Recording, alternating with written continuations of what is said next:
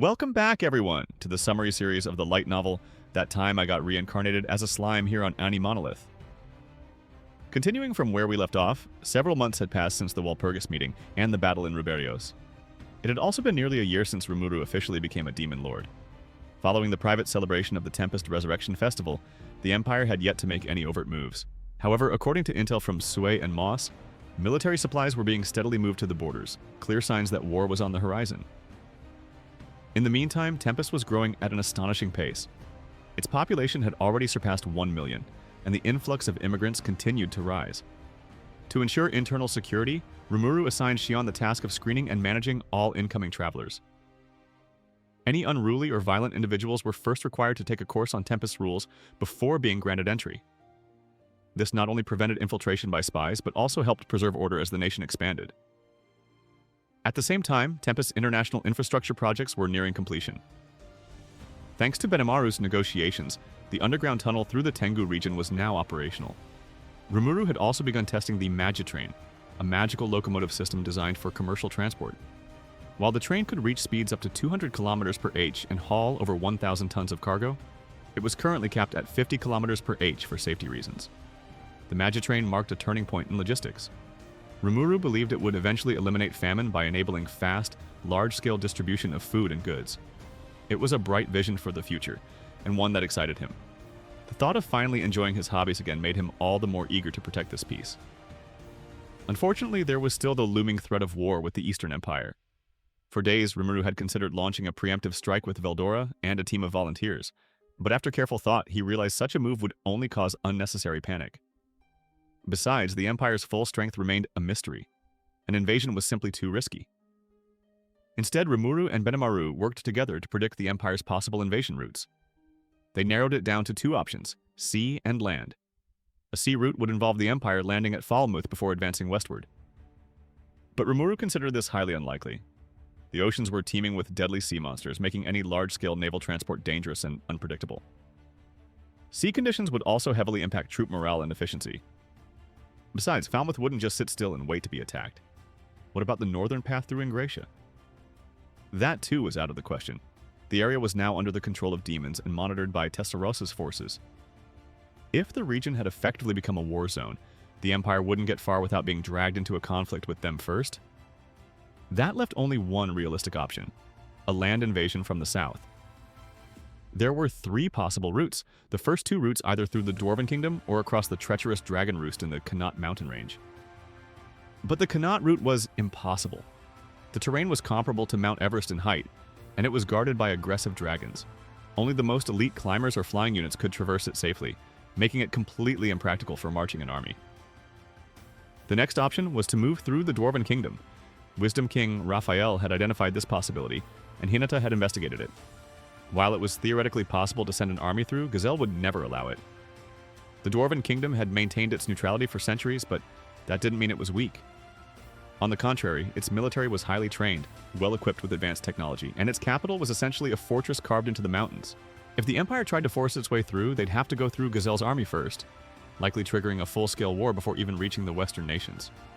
Rimuru had also already prepared to mobilize Tempest forces to aid the dwarves if necessary. In the end, Rimuru suspected that the Empire would attempt to invade through the Great Jura Forest. While Veldora remained the largest deterrent, the Empire likely wouldn't confront him head-on. Instead, they might try to lure him away with a diversion. To prepare for that possibility, Rimuru began planning to reinforce Tempest's defenses. There was another risk as well. The Empire could divide its troops into small units and slip through various trails in the forest, regrouping elsewhere to launch a coordinated attack. This was a serious concern. There were far too many paths to monitor them all. While Rimuru would no doubt devise a strategy, it was clear that without reliable intel, everything at this stage was pure speculation. The best course of action for now was to remain calm, gather more intelligence, and be ready to adapt. Rimuru was pulled from his thoughts when Benemaru arrived. Today's meeting was a routine strategy session to finalize the military structure before the potential war. At Rimuru's command, Shion served Benemaru a cup of black tea, but rather than gratefully accepting it, Benemaru looked tense. Apparently, he still hadn't gotten over the trauma of Shion's cooking from their younger days. Anything edible from her hands, even tea, put him on alert. Luckily, this time it was safe. In contrast to Rimuru worried, Benemaru seemed very confident in defeating the Empire. As he glanced around the room, he raised a question. Where's Diablo? A fair question, though the answer was a little unfortunate. Diablo had been running himself ragged lately, constantly intervening in disputes between Ultima and Carrera. The two Primordials were always butting heads, arguing about everything from serious diplomatic issues to trivial nonsense, like who saw a trending outfit first. And unfortunately, those arguments often escalated to full-on brawls.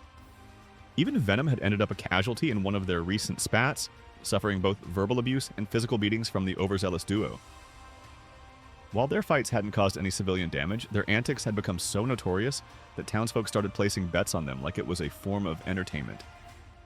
That only made Rimuru more uneasy. To prevent things from spiraling out of control, Diablo had been tasked with handling them. Previously, Diablo had even dragged Ultima and Carrera into the labyrinth, intending to deliver some much-needed discipline. Out to Rimuru's dismay, the two seemed to enjoy the challenge. Rather than being deterred, they were thrilled to be fighting Diablo. Rimuru realized they might need a stronger, more permanent solution to keep the Primordials in check. As Rimuru was still talking things over with Benimaru, Diablo finally entered the room, looking absolutely drained.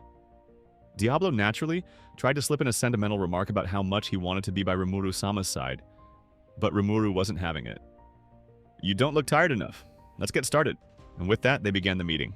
It was time to prepare for war. The first problem was dealing with the large number of immigrants entering Tempest. It was a good sign, but it also put a burden on their employment. Rimuru put forth a generous employment system. Farmers would be given land to cultivate, craftsmen introduced to local workshops, adventurers directed to the labyrinth, and even performers could find work in the entertainment sector. Skilled individuals had few problems finding their place. The real issue lay with those who lacked any notable abilities. To handle this, Rimuru established a vocational training center, operated by the military under Benimaru's command. Newcomers would be assessed upon entry and trained accordingly. The benefits, free training and job security, attracted many, from commoners to mercenaries and adventurers. As always, people flocked to anything labeled free. With numbers growing rapidly, Rimuru asked Benimaru to restructure the military to better divide roles between new recruits and veterans. Benimaru responded by placing a sheet of paper on the table, a new organizational chart.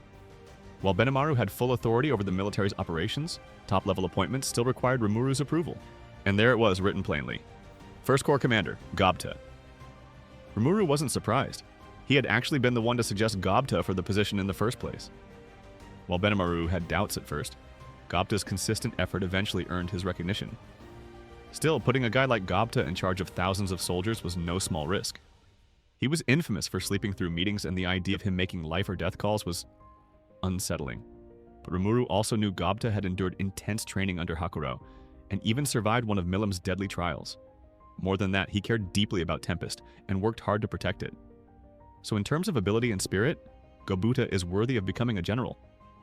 Alongside Gobta's promotion, the latest military restructuring introduced 3 new corps, all under Benimaru's direct command.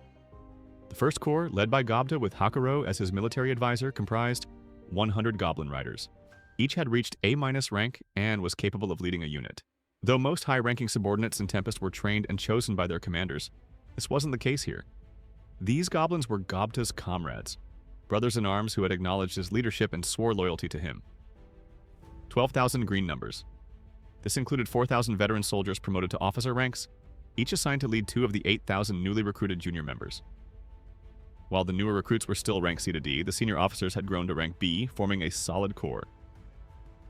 The second corps was led by Geld, although his unit mainly served as a construction force during peacetime. In times of war, however, it would act as one of Tempest's primary fighting forces, 2,000 yellow numbers, veteran high orc warriors from Geld's original unit, all ranked B+ and specialized in defensive formations, able to form an iron wall around their commander. 35,000 orange numbers, newer high orcs, about half of whom would see frontline combat. The rest would serve in support roles like logistics and engineering. The third corps, a secret weapon unit, was the aerial cavalry, commanded by Gabil, who also founded it. 100 Hiryu, the most powerful strike unit in Tempest. Each individual bore the strength of rank A-, was capable of flying, and had a high command ability, and some even possessed the unique Dragon Body skill, a trump card in combat. 3,000 blue numbers, Lizardmen volunteers devoted to Gabil. While individually ranked around C+, their ability to fight from the skies gave them overwhelming mobility and impact. With these reorganized corps, Tempest's total standing military force had grown to 52,000, not including the elite black numbers. 700 battle-hardened demons under Diablo. Confident in the new structure, Benimaru believed they were ready for the coming war. Beyond these 3 new corps, the existing elite units remained unchanged. Kurenai, Benimaru's personal guard unit of 300 warriors, all trained by Hakuro. Each member possessed power at the rank A- or higher. Dark Shadow, Sui's covert intelligence and assassination unit, composed of 100 elite operatives. While most of their information remained classified, Rimuru noted their exceptional capability. Among their ranks were high-level assets like Grenda, A rank, Gerard, and In, both of whom had been recruited after being subdued by Testarossa. Yomijeri, a unique 100-member undead force under Shion. Originally rank C, these soldiers had undergone brutal training to push them to B+, and some had recently reached A rank after fighting the Holy Knights. Their regenerative bodies made them nearly impossible to kill, making them ideal as Rimuru's personal guards. However, Rimuru had mixed feelings about them. Though meant to serve as a last line of defense, stalling enemies in a worst-case scenario to buy him time to escape, they were so blindly loyal that they ignored orders if it meant protecting him. To make things more complicated, Shion maintained an unofficial unit outside of Benimaru's jurisdiction, her fan club. Numbering possibly up to 1,000 members, this group operated independently and wasn't recognized by Tempest's military structure. Led by 3 de Gruul's sons and trained personally by Shion, their strength remained a mystery, though Rimuru wasn't quite ready to trust them in battle. At last, Benimaru placed one more document on the table. "This is the report on external military units," he said. These were the forces that operated outside Tempest's borders, groups Rimuru valued most. Holding his breath, Rimuru leaned forward, eager to read what came next. The document Benimaru submitted was a chart divided into 2 columns. On the right were the forces directly under Tempest's command, those who had sworn absolute loyalty to Rimuru. On the left were additional military units not fully integrated into Tempest's hierarchy. They weren't enemies, but their loyalties were uncertain or undeclared. According to the chart, Rimuru could currently mobilize 150,000 soldiers from the Western Reserve Force, 30,000 from the Mixed Magin Corps, 20,000 volunteers. The Western Reserve Force was composed of soldiers tied to the Council of the Western Nations. Since Testarossa had recently assumed de facto leadership of the Council, she'd taken control of this military force. Rimuru hadn't expected the number to be this large. Normally, countries would send dozens to hundreds of soldiers to join the Council's army.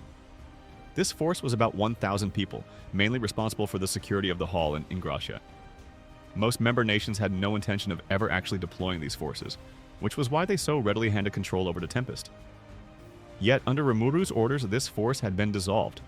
Instead, a new security unit was formed, made up of local citizens from various Western nations, with Tempest funding 100% of its operations. Officially, their role was to maintain public order and assist during emergencies like monster outbreaks or natural disasters. But the sheer number, 150,000, was shocking. Benimaru explained that after the old force was disbanded, rumors spread that joining the new military guaranteed a stable livelihood, so enlistment surged. On top of that, Testarossa had initiated a set of sweeping reforms. Western nations were eager to acquire Tempest technology, but instead of begging or resorting to espionage, they opted for cooperation, hiring Tempest's engineers to oversee public projects. Tempest would send its experts to manage the construction of infrastructure like dams or Magitrain lines, and in return, local workers, those 150,000, would receive technical training and wages. It was a mutually beneficial deal. Tempest gained a trained labor force, and the Western nations learned valuable techniques. Of course, Tempest demanded compensation. If they built a dam, they received usage rights. If they laid rail lines, they collected a cut of ticket profits, sometimes indefinitely. Maintenance rights, tolls, and trade privileges were all part of the package. Rimuru, though playing the role of a benevolent leader, was quietly making long-term investments in influence and control. Even better, Benimaru had restructured this massive labor force into a peacekeeping and emergency response corps, ready to be deployed during crises. They were technically still local hires, but in practice, they were under Tempest's command. Benimaru believed they could one day become a key force in disaster response and homeland security. Rimuru was impressed by the scale and foresight of Benimaru's plan. Next was the Mixed Magin Corps, 30,000 soldiers drawn from different sources. Some were former prisoners of war captured from Clayman's army, who, after rehabilitation under Geld, had pledged loyalty to Tempest. Others were independent Magin from the great Jura Forest, who had heard rumors of war and volunteered. These weren't random recruits.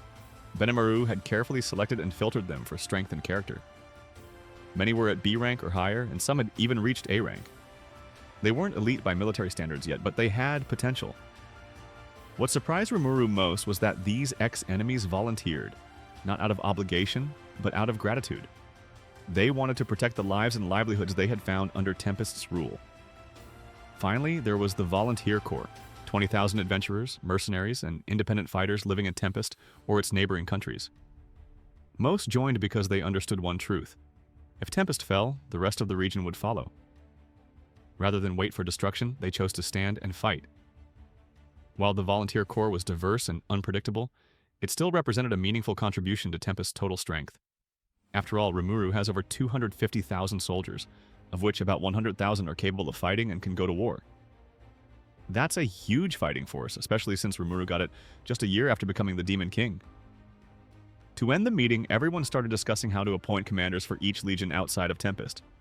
Those are some very, very interesting faces. Stay tuned for the rest of the story in the next video, guys. Thanks for listening. Bye and see you again.